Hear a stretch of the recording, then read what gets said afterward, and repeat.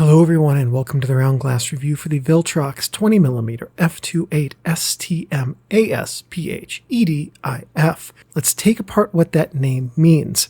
20mm is the focal length, f2.8 is the widest aperture. STM stands for stepper motor, and that's the type of motor used in the autofocus. ASPH stands for aspherical lens elements, of which this lens has 2. ED is extra low dispersion lens elements, and also high refractive index lens elements, of which this lens has 2 and 1 respectively. IF stands for internal focus. Viltrox released this lens in October 2023. Typical lens uses for a 20mm lens include landscape, cityscapes, architecture, whole sky, astrophotography. For your bottom line up front, this lens costs $176 as I record this in July 2024. And that's a bit up from what it cost when I bought it new towards the end of last year. That price does demand that this lens makes some compromises, and it does. For the professional, this lens is not likely to be considered at all, and really it should not be. For the amateur or student, this lens could be a very good option given the price and the general performance, which under some situations and circumstances is quite good. Your focal length and angle of view are 20mm and 91.6 degrees on full frame, 30mm and 71.6 degrees on APS-C. Aperture range is 2.8 through 16, element and group count are 10 and 8. The design type is retrofocus, filter size 52mm. Closest focus is 0.19 meters, which, in the US, is the length of the Skinwalker Ranch 1.6 GHz wave that probably just originated from a radio astronomy satellite.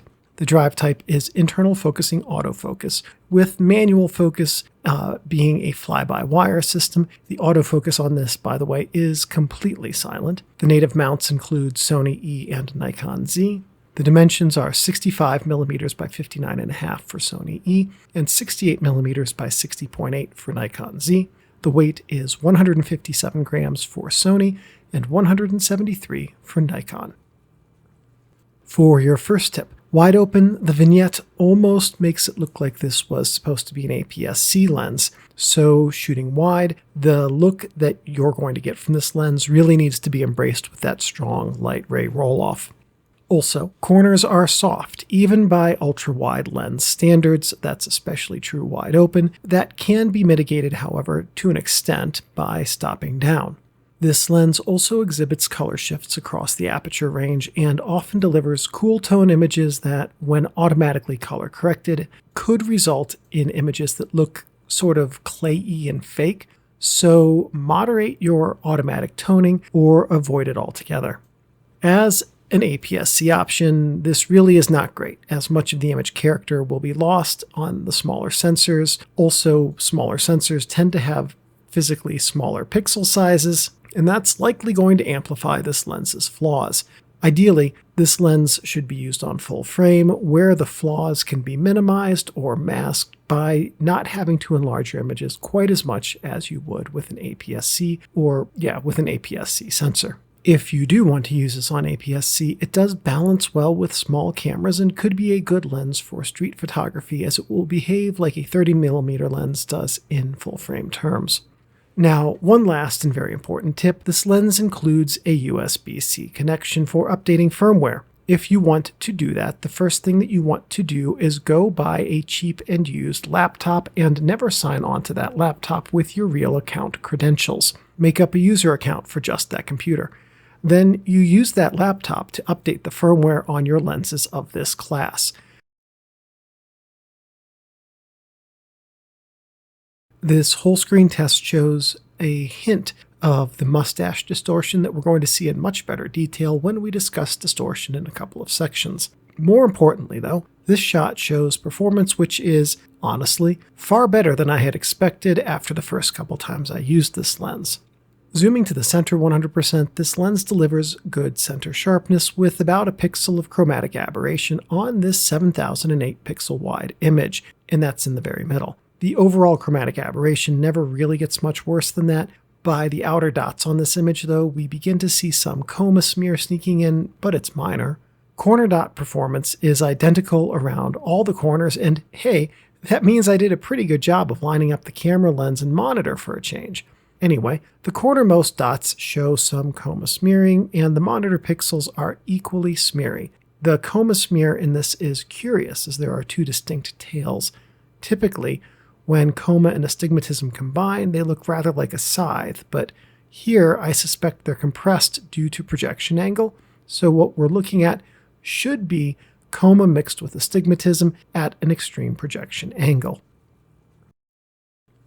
Breathing is minimal but present. In still shifts, it will likely be noticeable. In motion shifts, it may not be immediately apparent. The aperture is controlled by the camera. The front element is stationary and non-rotating, as this lens has internal focus. The focus throw is fly-by-wire, so the actual control will vary some based on your camera and settings. Focus damping is not applicable, but the focus ring is a bit tougher to move than on other similar lenses, though honestly that's not a detraction. And your autofocus effect on audio, specifically on camera audio, is not applicable because the stepper motor for this lens is silent. Sharpness is overall good if you don't crop your images. The images lack the sharpness pop that higher priced lenses have, but for what this lens costs, sharpness is on par with my expectations, maybe a hair better. The build quality is fine but not thrilling. The lens mount is metal, which is nice, and the plastic that comprises the rest of the body feels generally solid. Contrast is strong out of the camera. Here's a screen grab of an unedited RAW file to show that. And in fairness, this was a particularly harsh test setting. Here's the editing I was able to get with RAW adjustments to brighten the shadows and drop the highlights.